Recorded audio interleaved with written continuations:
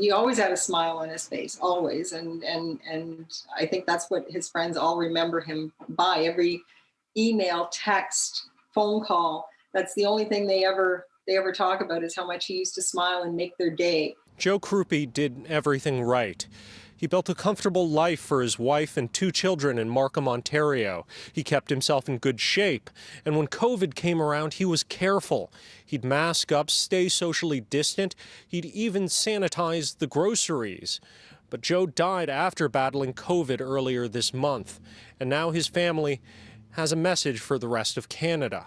Please take this virus seriously. I kind of chuckled when he came home and told me he was going to go take a test, because he literally had very mild symptoms. He had some body chills, but nothing to speak about. And he had a headache and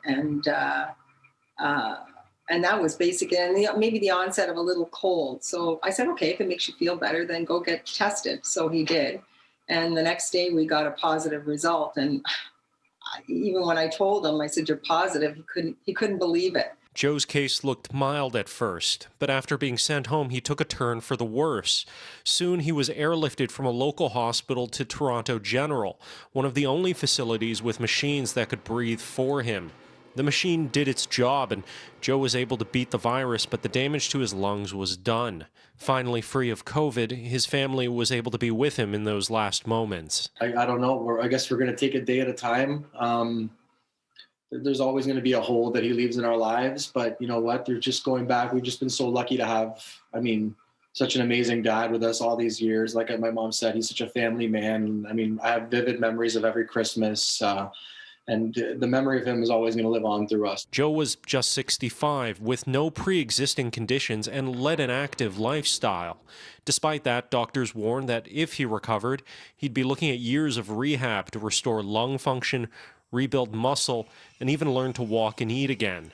As the Crupis contemplate a first Christmas without Joe, they're telling Canadians, please stick to public health guidelines and don't put yourselves in their shoes. I know that people are suffering from pandemic fatigue right now, and they're thinking, vaccines potentially coming out next year, we can drop our guard a little bit. But no, it's the exact opposite. Why don't we just band together, put all our efforts together, and make sure that we're staying in our bubbles, wearing our masks, really thinking twice before we go out and leave the house. The Crupi family is memorializing Joe by fundraising for medical equipment, the kind that would let clinicians better monitor the heart function of patients on the same treatments that Joe was on.